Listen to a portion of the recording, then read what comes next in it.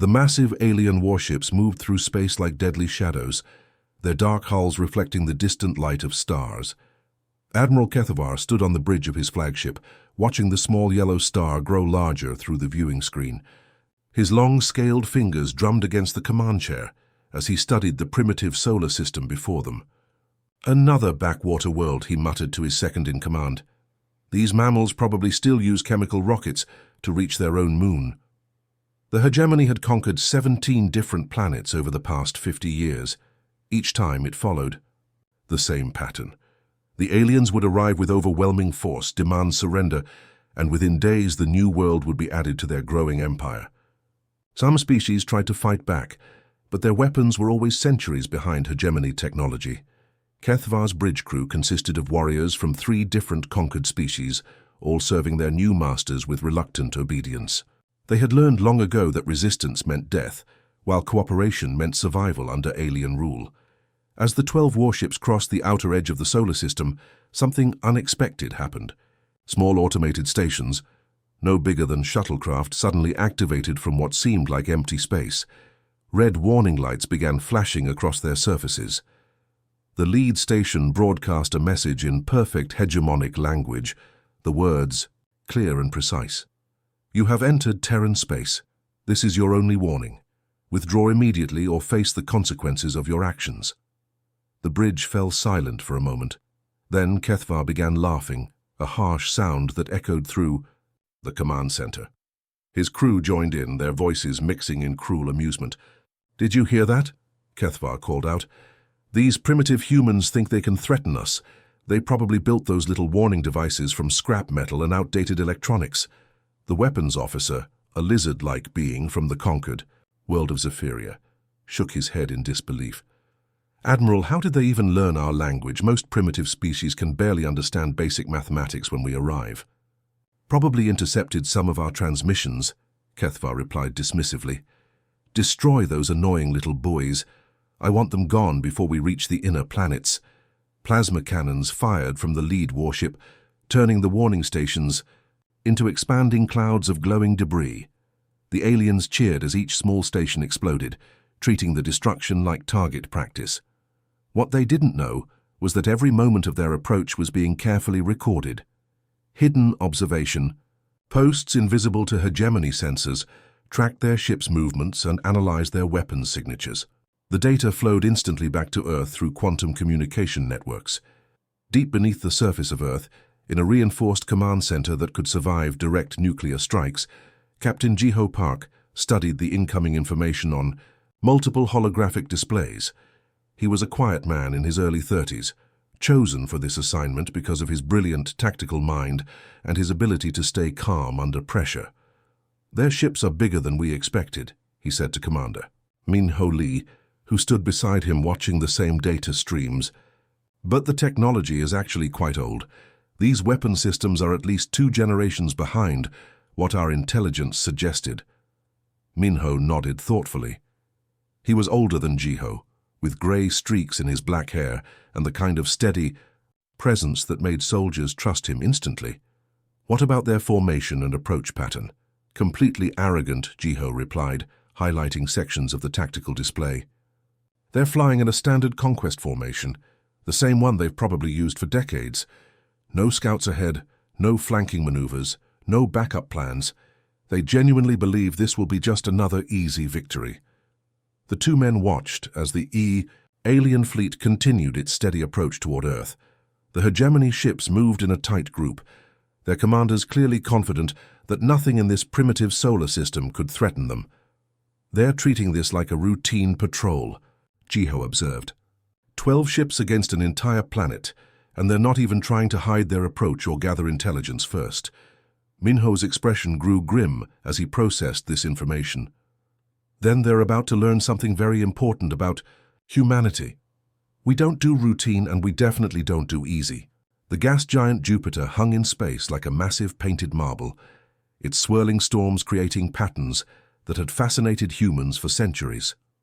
Near its orbit, 3 human ships waited in perfect formation, their sleek hulls reflecting the distant sunlight. They looked small and fragile compared to the approaching alien armada. Captain Suna Kim stood on the bridge of the Olive Branch, watching the Hegemony fleet approach through the main viewing screen. She was a woman in her late 20s with sharp, intelligent eyes that missed nothing. Her ship was officially designated as a diplomatic vessel, built for peaceful first contact with alien civilizations. "Ma'am, we're getting close-range sensor readings on the alien ships," reported her communications officer, Ensign Doyun Ryu. "They're definitely military vessels, heavily armed with what looks like plasma-based weapon systems." Suna nodded calmly. Behind her diplomatic ship, 2 escort destroyers maintained protective positions. The Guardian and the Defender looked outdated compared to the alien warships, their designs appearing almost primitive. Any observer would assume the humans were hopelessly outmatched. "Open a communication channel," Suna ordered. "Let's try to do this the right way first." The channel opened with a soft beep, and Suna's voice carried across space to the alien fleet. "Attention, unknown vessels. This is Captain Kim of the Terran Confederation. We represent the people of Earth and welcome you to our solar system. We offer peaceful dialogue and cultural exchange between our species." On the bridge of the lead Hegemony warship, Admiral Kethavar listened to the transmission with growing amusement. His crew exchanged glances and began laughing at what they saw as pathetic human weakness. "Look at their tiny ships," sneered the weapons officer. "Those vessels are barely larger than our escape pods. This will be over in seconds." Kethavar activated his own communication system, his voice dripping with arrogance and contempt. "Listen carefully, primitive creature. I am Admiral Kethavar of the Hegemony. Your world now belongs to us. Surrender immediately and your death will be quick. Resist and we will make your entire species suffer." As he spoke, targeting systems across the Hegemony fleet locked onto the 3 human ships. Weapon ports opened along the alien hulls, revealing rows of plasma cannons that glowed with deadly energy. Suna sighed softly as she watched the hostile response unfold on her tactical displays. She had genuinely hoped for peaceful contact, but years of military training had prepared her for this exact scenario. "Well," she said quietly to her bridge crew, "we tried diplomacy. Now we do this the other way." The first Hegemony attack came. Without warning, 12 alien warships fired simultaneously, sending massive bolts of superheated plasma racing toward the human vessels. The energy weapons were powerful enough to vaporize asteroids and had never failed to destroy enemy ships. In previous conquests, the plasma bolts struck the human ships and simply vanished. The energy that should have torn through metal hulls was absorbed completely by invisible defensive fields. The 3 human vessels remained perfectly intact, not even showing scorch marks where the attacks had hit. On the Hegemony flagship, shocked silence filled the bridge. Kethavar stared at his tactical display in disbelief, unable to understand what had just happened. "Impossible," whispered the weapons officer. "Our plasma cannons are the most advanced weapons in the galaxy. Nothing can absorb that much energy." Suna turned to her weapons officer, Lieutenant Taik Yoon, a young man known for his precise targeting skills. "Lieutenant, return fire. Use minimal force, but make sure they understand the message." Taik's fingers moved across his control panel with practiced efficiency. "Particle beam charged and ready, Captain. Targeting multiple ships for maximum psychological impact. Fire." A single beam of concentrated energy lanced out from the olive branch.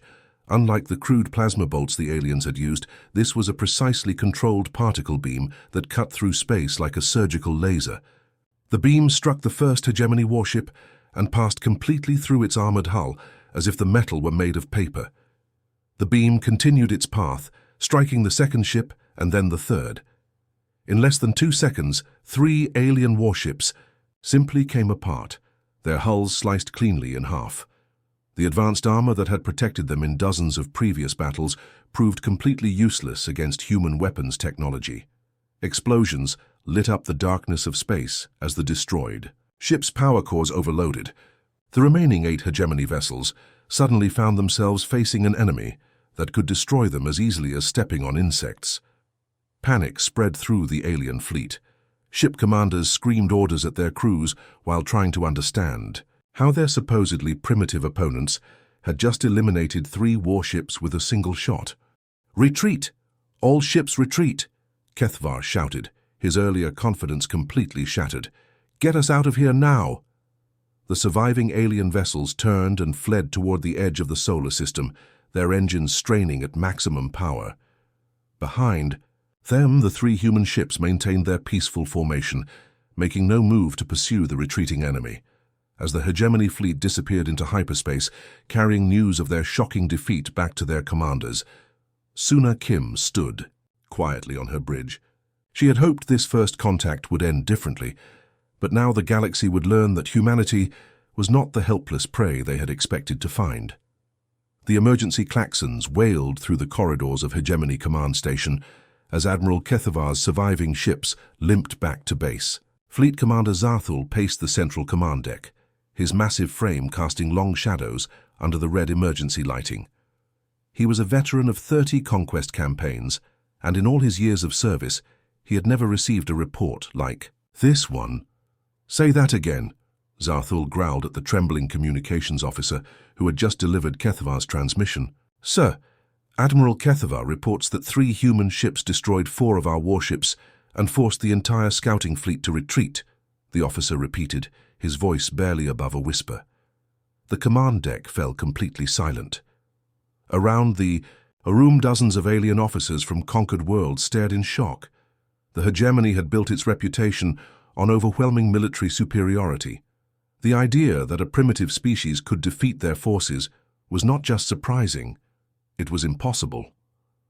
Zarthul's clawed fist slammed down on the tactical display, cracking the reinforced surface. Lies, cowardice! Kethavar has been drinking too much fermented grain alcohol and seeing visions. But as the surviving ships entered the docking bays, the physical evidence could not be denied. Scorch marks covered their hulls, and several vessels showed clear signs of weapon damage. Most telling of all, 4 ships that had left the station just days ago would never return home. The ship's tactical computer played back the battle recordings, showing the human particle beam slicing through hegemony armor like it was made of soft clay. Zarthul watched the footage 3 times, his disbelief slowly transforming into cold rage. Impossible technology, he muttered. These mammals must have stolen weapons from a more advanced civilization. They could not have developed such capabilities on their own. His chief of staff, a scarred veteran named Vorthak, stepped forward carefully. Commander, perhaps we should gather more intelligence before taking further action. We know very little about human capabilities or their true military strength. Zarthul whirled around, his eyes blazing with fury. Intelligence? I'll give you intelligence, Vorthak. No matter what weapons they stole, no matter what tricks they used, they are still just one small planet against the might of the entire hegemony. The fleet commander activated the strategic command console, bringing up a holographic display of their available military forces. Red dots representing warships filled the 3-dimensional map, showing the vast power at his disposal. Deploy. The 7th Battle Group, he commanded, his voice echoing through the command center.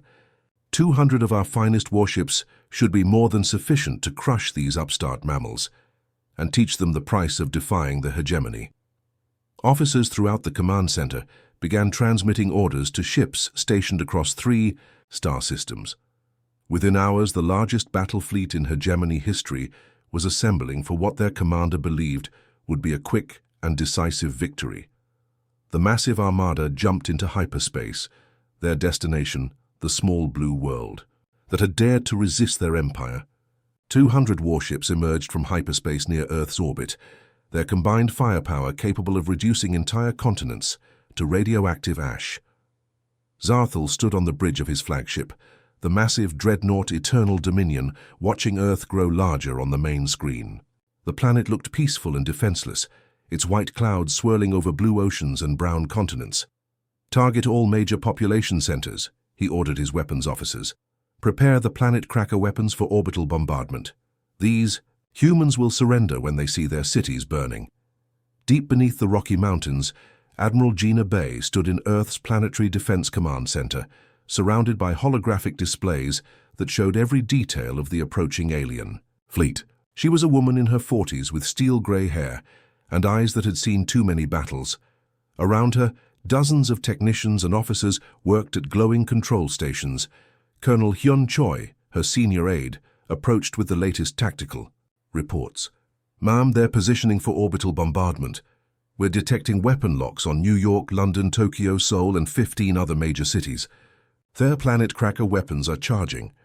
Gina nodded calmly, her expression unchanged despite the magnitude of the threat.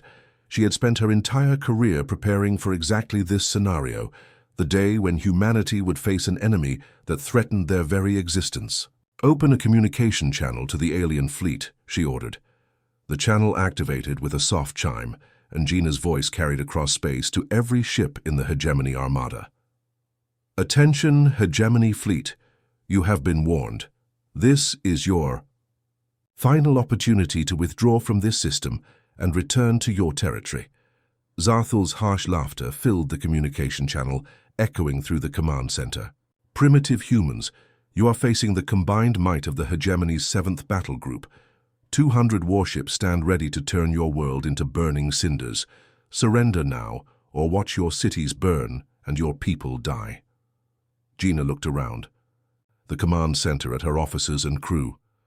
These were people who had dedicated their lives to protecting Earth and humanity. They had trained for years, waiting for this moment when they would finally be tested against a real enemy. "Very well," she replied quietly, her voice carrying a tone of finality that made everyone in the command center stop what they were doing. "You've made your choice. Now you'll learn why humanity has remained hidden from the galaxy for so long." Her fingers moved to the master control panel, where a single red button waited under a protective cover. For decades, Earth's leaders had hoped this moment would never come. But now, with alien weapons aimed at their cities and their families, the time for restraint had finally ended. The 200 Hegemony warships moved through space in perfect attack formation, their weapons charged and ready to rain destruction on the blue planet below. Fleet Commander Zarthul watched from his bridge as Earth grew larger on the viewing screen, confident that overwhelming numbers would guarantee victory. Then something impossible happened. The empty space around Earth suddenly came alive with activity. Massive structures that had been completely invisible moments before began to materialize, their cloaking fields dropping away like curtains being pulled back. What the aliens had thought was empty space was actually filled with the largest defensive network ever constructed. "What in the name of the void?" Zarthul whispered, staring at his tactical display as hundreds of new contacts appeared. The moon, which had looked like a simple grey rock from a distance, revealed itself to be something entirely different. Weapon platforms the size of entire cities covered its surface, their massive gun barrels rotating to track the alien fleet. Energy readings spiked off the scale as these installations powered up, preparing to defend their home world. Mars, the red planet that had seemed lifeless and barren, transformed before their eyes. Orbital defense rings emerged from hidden positions, structures so large they dwarfed the biggest Hegemony dreadnoughts. Each ring bristled with weapon systems that made the aliens' most advanced armaments look like children's toys. Even the asteroid belt revealed hidden surprises. What had appeared to be ordinary space rocks were actually camouflaged battle stations, their rocky exteriors hiding sophisticated military installations that had been watching and waiting for decades. Zarthul's tactical officer, a veteran of 20 conquest campaigns, stared at his instruments in complete bewilderment. "Commander, I'm reading energy signatures that don't match any known technology in our databases. Some of these readings are so high they're breaking our measurement." Equipment. From the command station Sword of Damocles, a massive platform hidden behind Earth's moon, Admiral Jinwoo Seo opened a communication channel to the alien fleet. He was a man in his 50s, with calm, steady eyes that held the wisdom of someone who had spent his entire life preparing for this moment. "Greetings, Fleet Commander Zarthul," Jinwoo said, his voice carrying easily across space. "I am Admiral Seo of the Terran Defense Force. For 60 years, humanity has observed galactic civilization from the shadows. We watched your conquests, studied your tactics, and learned about your species' methods of warfare." The alien commander felt his confidence beginning to crack as he realized the true scope of what he was facing. This wasn't a primitive world defended by a handful of outdated ships. This was a military fortress that had been built over generations, hidden from galactic view, while its creators perfected their defenses. "We made a conscious choice," Jinwoo continued, his voice remaining calm and measured. "We chose isolation over expansion. We chose peace over conquest. We chose to remain hidden rather than join the cycle of violence that has consumed so much of the galaxy." Zarthul activated his own communication system, his voice betraying the growing uncertainty he felt. "How do you possess such advanced technology?" Our intelligence reports indicated that humans were a primitive species that had barely achieved spaceflight. From the defense platform Iron Resolve, a massive battle station positioned near Jupiter's orbit, Captain Yuna Hong answered the alien commander's question. She was a woman in her 30s with sharp, intelligent features and the kind of confident bearing that came from years of military service. "The answer is quite simple, Commander," Yuna replied, her voice carrying a hint of amusement. "While your species spent centuries conquering weaker civilizations, humanity spent that same time perfecting the art of warfare against opponents who were just as advanced, just as intelligent, and just as determined to win as we were." She paused, letting her words sink in before continuing. "We fought ourselves across 1,000 battlefields on our homeworld. We learned from every defeat, adapted after every setback, and improved with every victory. Every weapon system you see before you was designed and tested in conflicts against opponents who knew our capabilities and were trying just as hard to destroy us." The alien commander finally began to understand what he was truly facing. These humans weren't primitive creatures who had somehow stumbled upon advanced technology. They weren't a weak species that had been lucky enough to find powerful weapons. They were apex predators who had spent their entire evolutionary history learning how to fight and win against equally dangerous opponents. "Your species conquered 17 worlds," Jinwoo observed, his voice taking on a harder edge. 17 worlds populated by beings who had never experienced real warfare, who had never been forced to develop truly effective military technologies, who surrendered rather than fight to the death. The tactical displays on every hegemony ship showed the same terrifying truth. They were surrounded by weapon systems that operated on principles their science couldn't even understand. Energy readings that broke their instruments. Defensive. Fields that seemed to bend the laws of physics. Humanity never had that luxury, Captain Yuna added from her battle station. "We've been fighting wars against ourselves for thousands of years. Every human military technology was born from necessity, tested in battle, and improved through the harsh lessons of combat experience." Admiral Jinwoo's voice filled the communication channel one final time, carrying with it the weight of 60 years of preparation and the promise of devastating consequences. "Last warning, Commander Zarthul. Withdraw your fleet now and return to hegemony space.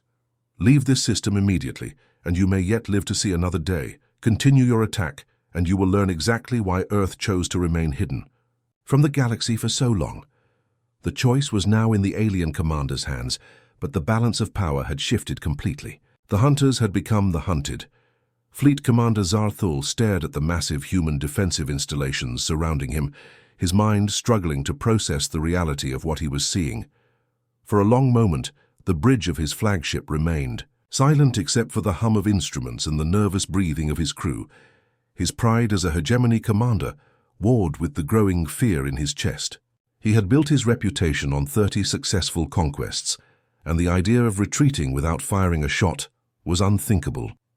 The other hegemony leaders would strip him of rank and exile him to the outer territories if he returned without even attempting to fight. "Commander," his tactical officer whispered urgently, "the energy readings from those human installations are unlike anything in our databases. Perhaps we should consider a strategic withdrawal and request reinforcements." Zarthul's clawed hand gripped the arm of his command chair until the metal groaned under the pressure. Every instinct he had developed over decades of warfare told him to retreat, but his pride refused to allow it. "No," he snarled, his voice echoing through the bridge. "We are the hegemony. We do not run from primitives no matter what tricks they've learned. All ships attack formation, maximum firepower. Show these mammals the true power of our empire." The order transmitted across the fleet, and 200 warships moved into attack positions. Weapon ports opened along their hulls, revealing arrays of plasma cannons, particle beam projectors, and quantum torpedo launchers. The combined firepower was enough to crack a planet's crust and boil away its oceans. "Fire everything," Zarthul roared. The hegemony fleet unleashed its full arsenal in a coordinated barrage that lit up the darkness of space. Thousands of energy beams and explosive projectiles raced toward the human defensive installations, carrying enough destructive power to annihilate entire star systems. The attack struck the human shields and simply vanished. The energy that should have torn through metal and melted armor was absorbed completely by defensive fields that operated on principles the aliens couldn't understand.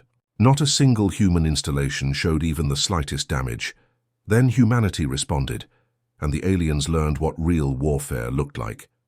Lieutenant Commander Minji Wu stood on the bridge of the destroyer Retribution, watching the alien barrage dissipate harmlessly against their shields.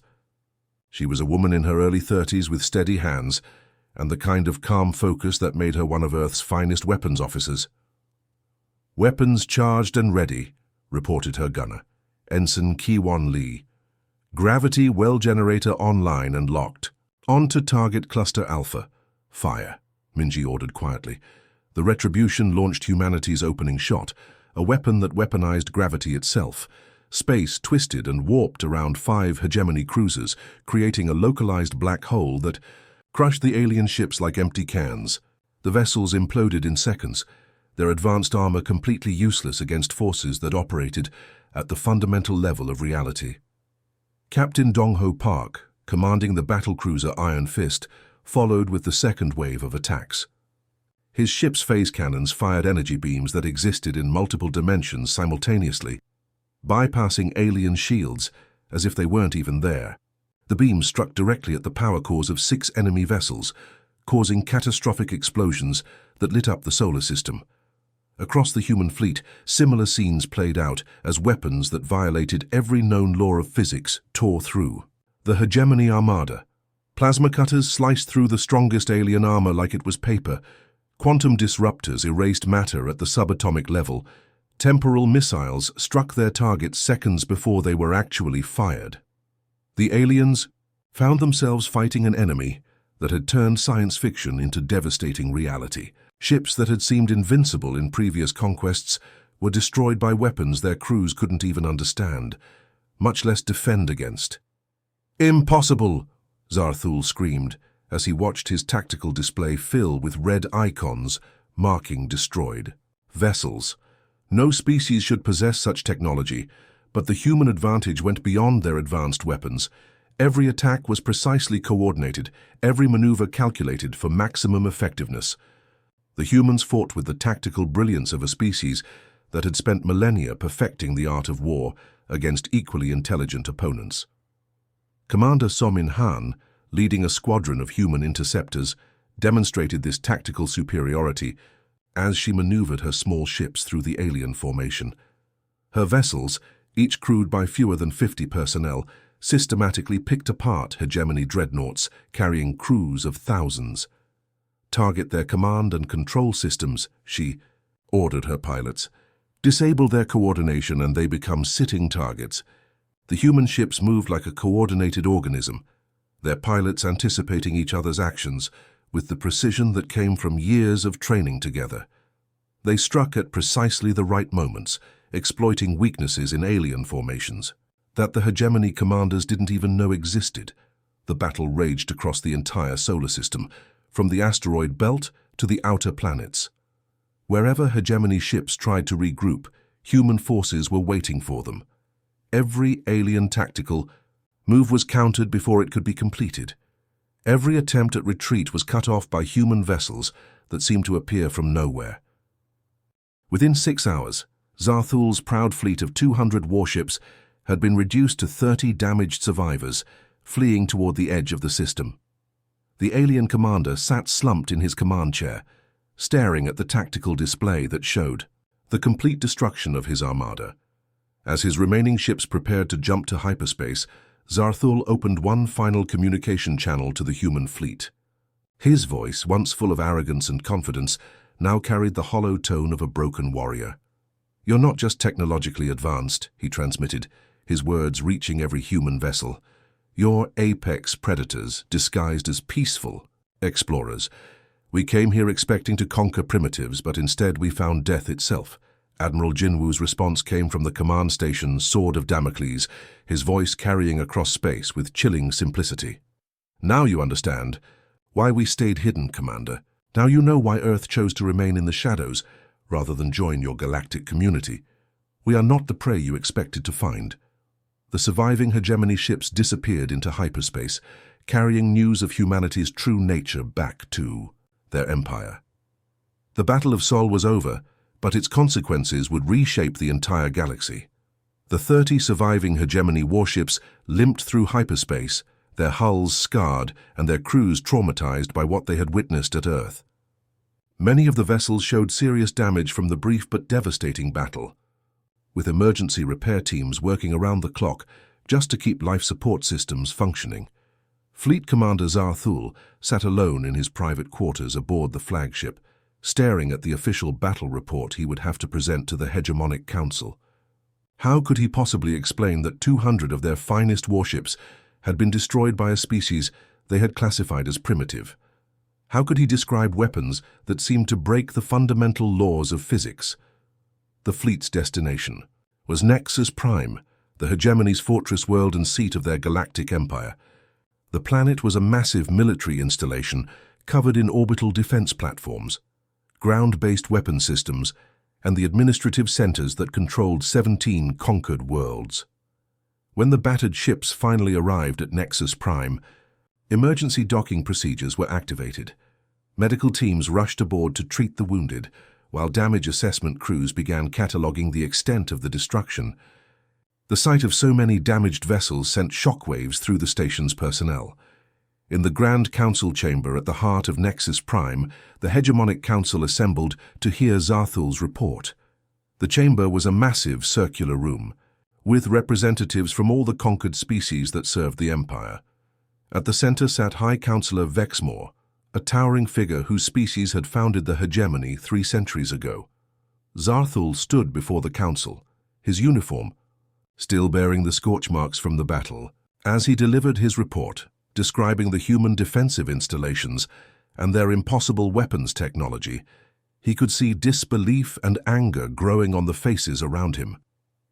"Impossible," declared Councillor Threxon, representative of the military caste. "No single world possesses such capabilities. You must have encountered some sort of illusion or holographic deception. Perhaps the fleet commanders panicked at the first sign of resistance," suggested another councillor.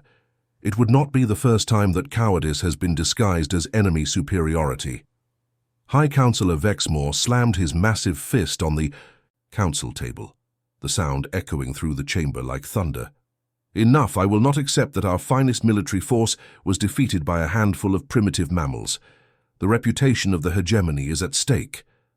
He activated the chamber's strategic display, showing the vast military resources under hegemony control. Thousands of red dots representing warships filled the 3-dimensional map, demonstrating the true scope of their empire's power. "Mobilize the entire 7th Fleet," Vexmore commanded, his voice carrying to every corner of the chamber. 2,000 warships representing the combined might of our empire. No single world, no matter what tricks they possess, can stand against the full power of the hegemony. The order went out across their empire, calling in ships from garrison duties, patrol missions, and training exercises. Within days, the largest military force in galactic history was assembling for what the hegemony leadership believed would be the final conquest of Earth. Meanwhile, on the blue planet that had become the center of galactic attention, President Seojun Nam stood before the emergency session of Earth's Planetary Council. The council chamber, located deep beneath the Swiss Alps, was filled with representatives from every nation and territory on the planet. Defense Minister Yunji Lim approached the podium, carrying intelligence reports that had arrived through quantum communication networks hidden throughout hegemony space. Her expression was grim as she activated the chamber's main display screen.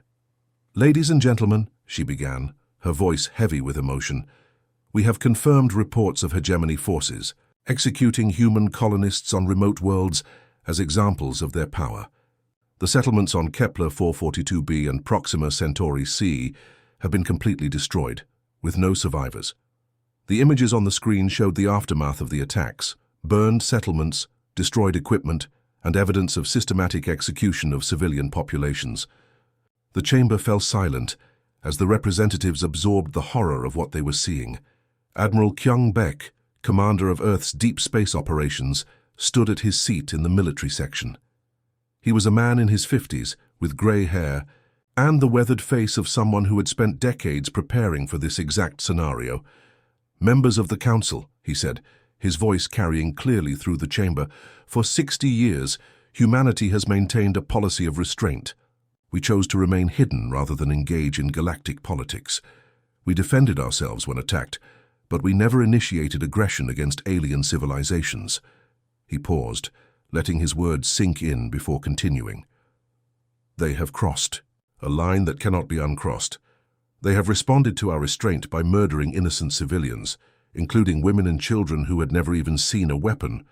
General Sora Yoon, the architect of Earth's military strategy, moved to the strategic display at the center of the chamber. She was a brilliant tactical mind who had spent her career studying every aspect of interstellar warfare. "My recommendation is Operation Thunderstrike," she announced, her voice steady and professional. 3 battle groups conducting simultaneous attacks on key hegemony installations.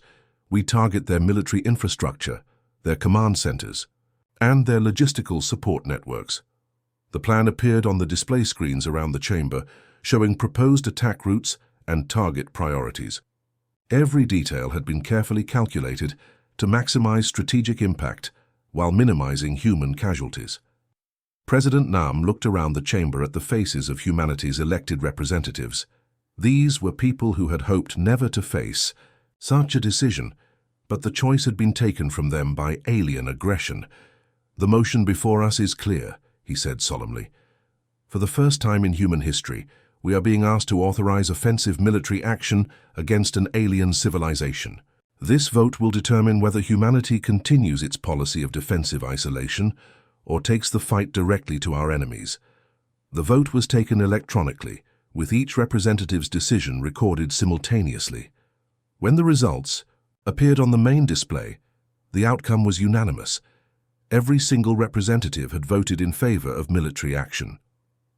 "Humanity's restraint is officially withdrawn," President Nam declared, his words carrying the weight of an entire species.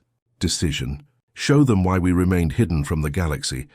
Show them what happens when Earth's children are threatened. For the first time in human history, Earth would launch an offensive war against an alien civilization. The hunters were about to become the hunted." The silence of hyperspace was broken by the sudden appearance of 12 human warships emerging from the swirling energy of faster-than-light travel. Battle Group Alpha materialized in perfect formation near the hegemony's most important military installation, the massive orbital shipyards of Kronos Prime. Admiral Wu Jin Kang stood on the bridge of his flagship, the Eternal Vigilance, studying. The tactical displays that showed the enormous alien facility spread across thousands of kilometers of space. The shipyard was a marvel of engineering, capable of constructing 50 warships simultaneously while maintaining defensive systems that had protected it for over 3 centuries. "Impressive construction," observed his tactical officer, Commander Sojin Park. "Their shipyard is larger than anything we've built in the Sol system. Size doesn't matter when your enemy can strike from dimensions you can't even detect," Wu Jin replied calmly. "Begin the attack sequence. I want this facility disabled within 15 minutes." The hegemony's orbital defense platforms immediately came online, their massive gun batteries rotating to track the human ships. Warning klaxons echoed through the facility as thousands of alien workers scrambled to battle stations, preparing to defend their most valuable military asset. The first exchange lasted exactly 37 seconds. The alien defense platforms fired everything they had: plasma cannons, particle beams, and fusion torpedoes that could vaporize asteroids. The weapons struck the human ships and accomplished Nothing. Their energy absorbed by defensive fields that operated beyond the aliens' understanding of physics. Then the humans returned fire, and 3 centuries of defensive preparation became meaningless.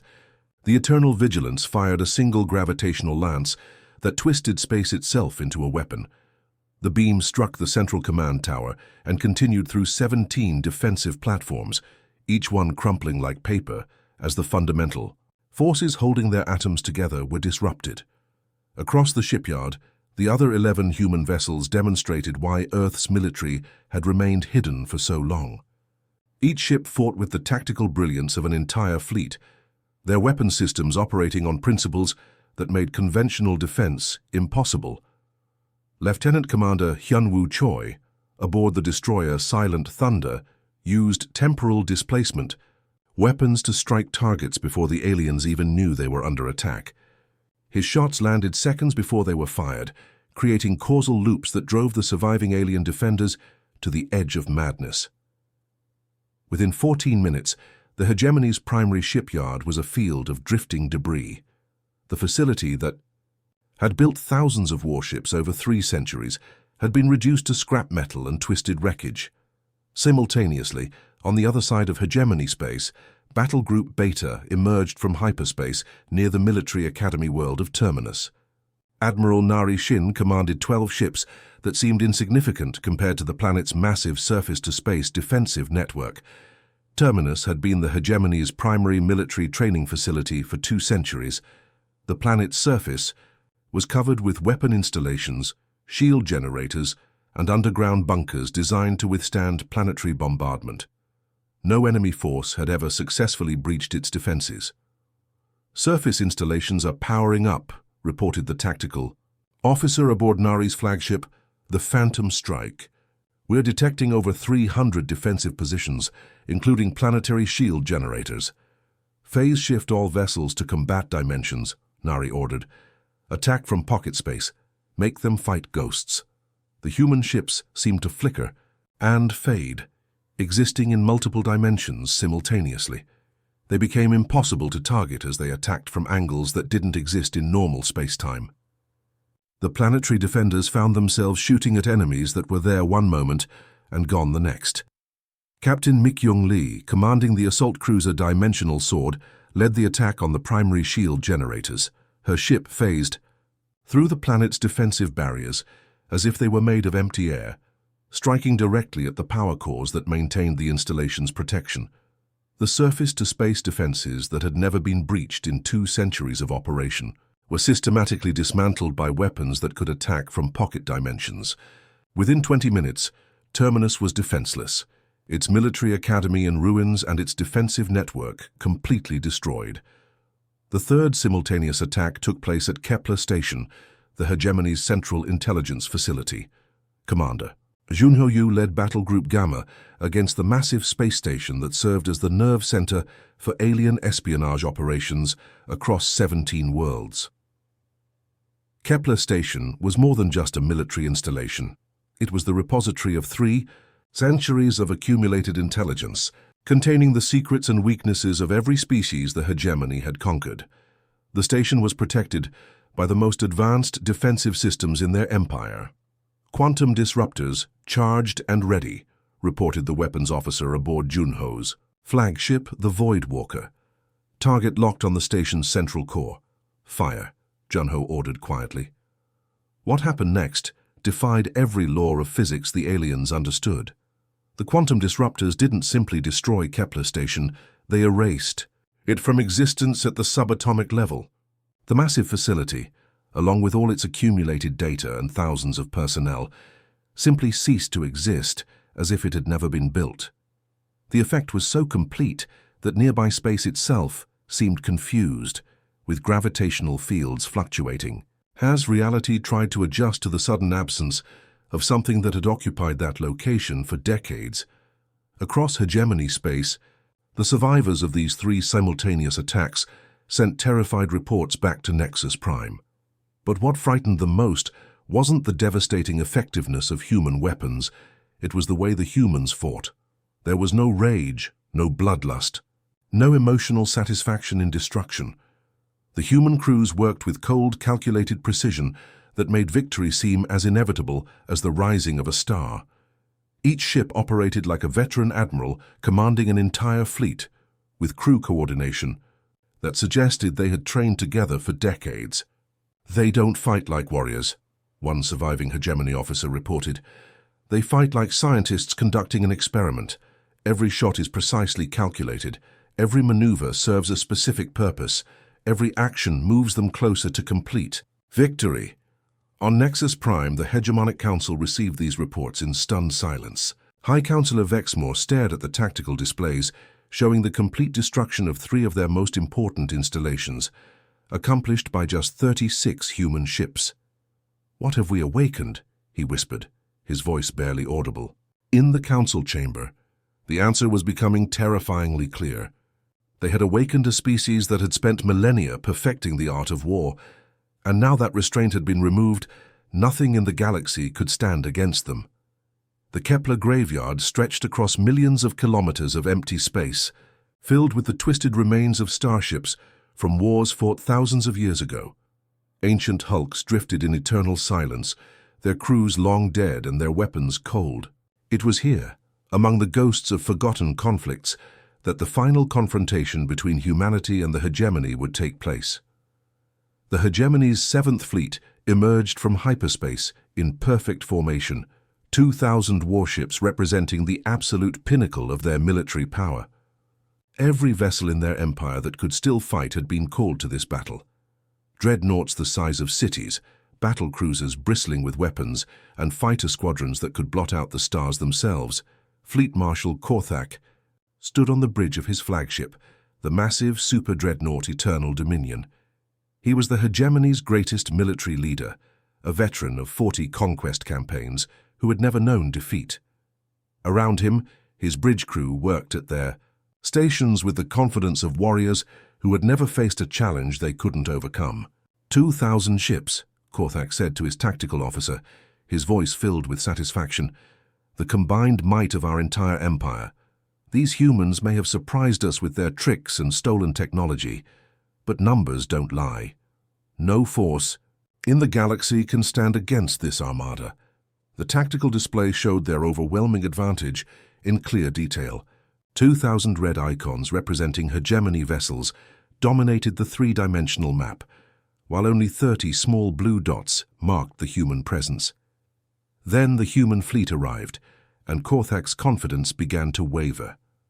30 human warships emerged from hyperspace with mechanical precision, their formation so perfect, it seemed like they were connected by invisible strings. They moved through the ancient debris field without hesitation, navigating between the wrecked hulks of dead civilizations as if they owned the space itself. Admiral Xiong Han stood on the bridge of the human dreadnought Inevitable, studying the massive alien fleet through the main viewing screen. He was a man in his late 40s with steady grey eyes that had seen too many battles. His crew worked around him with calm efficiency, their movements betraying no fear despite facing overwhelming numerical odds. "Admiral," reported his communications. "Officer Lieutenant Jiwon Kim. We're receiving multiple targeting locks from the alien fleet. They have weapons trained on every ship in our formation." "Open a general communication channel," Shung ordered quietly. "Let's give them one last chance to end this without further bloodshed." The channel activated, and Seung's voice carried across space to every ship in the hegemony armada. His tone was calm and measured, like a teacher explaining a simple concept. "To slow students. Attention hegemony fleet. This is Admiral Han of the Terran Expeditionary Force. You have one opportunity to avoid complete destruction. Surrender immediately. Return to your territories. Never approach human space again. This is not a negotiation. It is your final opportunity to survive." On the bridge of the Eternal Dominion, Korthak's crew erupted in harsh laughter. The idea that 30 ships could threaten their massive armada was beyond ridiculous. It was insulting. "Listen to me, primitive mammal," Korthak replied, his voice dripping with contempt. "You face the combined might of the hegemony's 7th Fleet. 2,000 warships stand ready to reduce your pathetic force to atoms. The hegemony does not surrender to anyone, especially not to a handful of upstart primitives." He gestured. to his weapons officer. "All ships open fire. Show these humans the true meaning of power." What followed was not a battle in any traditional sense. It was systematic annihilation that demonstrated the true gulf between human and alien military capability. The hegemony fleet unleashed everything they had in a coordinated barrage that could have vaporized entire moons. Thousands of energy beams and explosive projectiles raced toward the human ships, carrying enough destructive force to sterilize whole planets. The attack struck the human vessels and accomplished absolutely nothing. The energy was absorbed, deflected, or simply dissipated by defensive systems that operated on principles the aliens couldn't comprehend. Then humanity responded, and the galaxy learned what true warfare looked like. Captain Yejin Huang, commanding the battlecruiser Quantum Storm, fired the opening shot of humanity's response. Her ship's reality anchor weaponry didn't just destroy the first wave of hegemony vessels. It rewrote the fundamental laws of physics in local space, causing 50 alien ships to simply cease existing as the matter that composed them was converted into pure energy. Commander Taejun Shin aboard the destroyer Void Cutter deployed dimensional folding weapons that turned space-time itself into a weapon. Entire squadrons of alien ships found themselves trapped in pocket dimensions that collapsed on themselves, crushing the vessels into points of infinite density. The weapons that had seemed devastating during previous battles were revealed to have been demonstrations with the safety settings engaged. Now, with humanity's restraint officially removed, the true extent of their military technology was unleashed upon their enemies. Ships that had seemed invincible in previous conquests were destroyed by weapons that operated at the quantum level, rewriting the basic structure of matter itself. Entire formations of alien vessels vanished as human technology deployed forces that the universe typically reserved for the hearts of stars. Lieutenant Commander Soyoung Park, leading a squadron of human interceptors, demonstrated the tactical superiority that came from millennia of evolutionary warfare. Her 12 small ships systematically dismantled formations of hundreds of alien vessels, exploiting weaknesses in their coordination that the aliens didn't even know existed. The battle, if it could even be called that, raged across the Kepler graveyard for 6 hours. But unlike the ancient conflicts that had created this debris field, this one was completely one-sided. The human ships moved through the alien formations like apex predators hunting prey, their weapons and tactics so far beyond hegemony understanding that resistance became meaningless. Fleet Marshal Korthak watched in growing horror as his invincible armada was systematically destroyed around him. Ships that had conquered star systems were reduced to expanding clouds of plasma. Formations that had never known defeat were scattered like leaves in a hurricane. "How?" he whispered, staring at his tactical display as the red icons representing his fleet disappeared one by one. "How is this possible?" By the end of the 6th hour, the hegemony's 7th fleet had ceased to exist. 2,000 warships representing the ultimate military might of their empire had been reduced to drifting wreckage and expanding gas clouds. Only automated distress beacons survived, their mechanical voices broadcasting news of the complete defeat across the galaxy. The message was simple and terrifying. Humanity was not just another species to be conquered. They were apex predators who had been restraining themselves, and now that restraint was gone forever.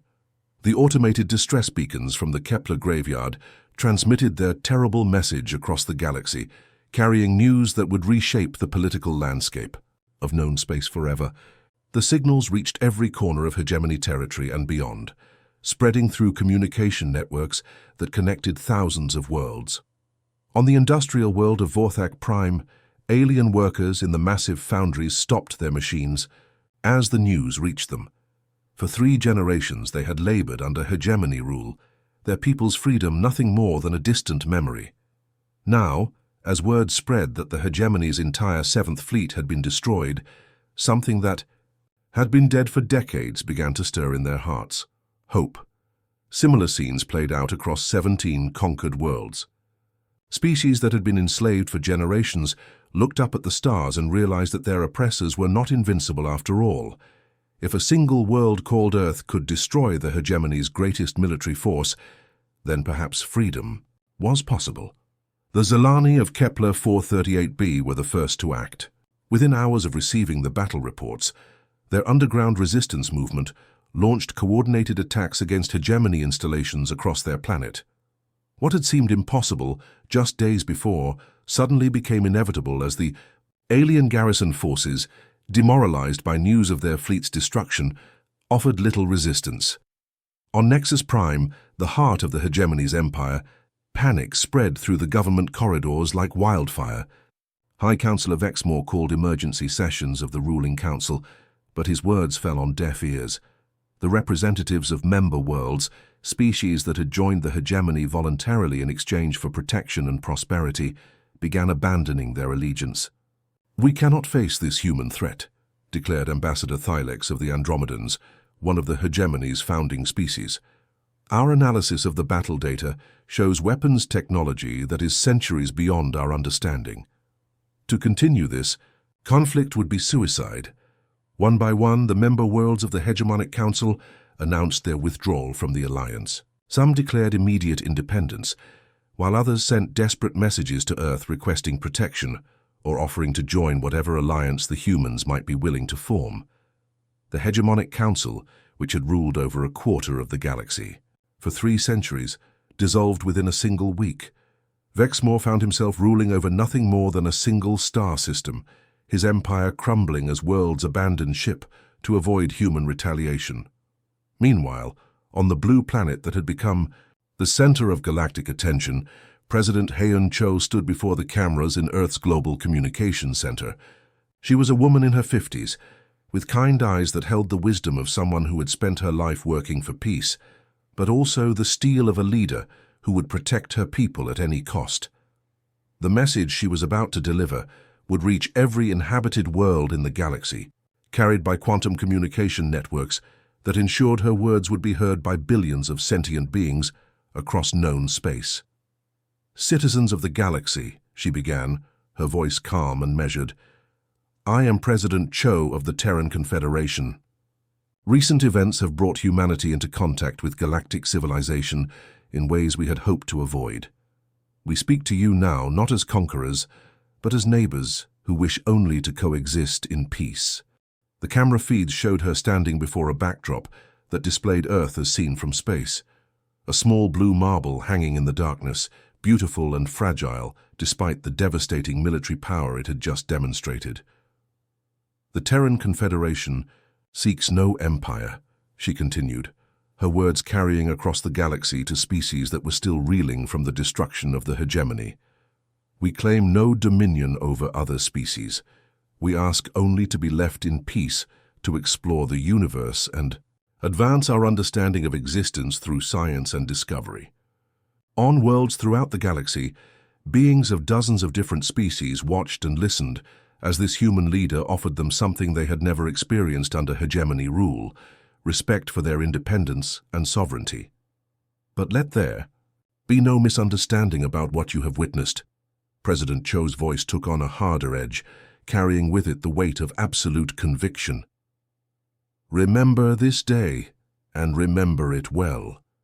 Humanity is not prey to be hunted. We are not victims to be exploited. We are not afraid of those who would threaten our existence or the existence of innocent beings throughout the galaxy."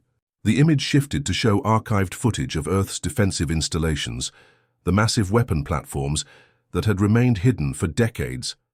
The display was not meant as a threat, but as a statement of fact, a demonstration that humanity possessed the power to back up their words with action. "For 60 years, we remained hidden from galactic civilization," she explained. "This was not born from fear or weakness, but from mercy. We chose isolation because we understood the terrible responsibility that comes with the power to destroy entire civilizations." The president paused, allowing her words to sink in before delivering the message that would define humanity's relationship with the galaxy for generations to come.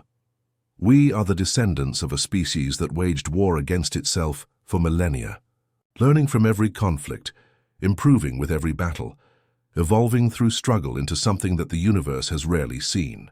We are the children of warriors who turned their weapons to the stars not for conquest, but for protection of all that we hold dear. Her final words carried across space, with the finality of a closing door, a promise and a warning wrapped into a single, unforgettable statement. To those who would live in peace, we offer friendship and cooperation. To those who would threaten innocent lives, we offer only this warning: test us again at your own extinction. The transmission ended, leaving the galaxy in stunned silence, as billions of beings processed what they had just heard. Within days, former hegemony territories began forming new governments, many of them requesting membership in the growing Terran Confederation. Others chose independence, secure in the knowledge that humanity would respect their choice. The galaxy had entered a new age where peace reigned not through the strength of oppression, but through the absolute certainty that challenging Earth or its allies meant facing annihilation. A single blue world had become both humanity's greatest shield and the universe's most terrifying warning. Humanity had spoken with quiet confidence and devastating capability. The galaxy listened, and in listening, learned to respect the small, species that had remained hidden among the stars until the moment they were forced to reveal their true nature. The age of the hegemony was over. The age of humanity had begun, not through conquest, but through the demonstration that some lines should never be crossed. Peace had come to the galaxy at last, guaranteed by the promise that those who would break it would face consequences beyond their ability to survive.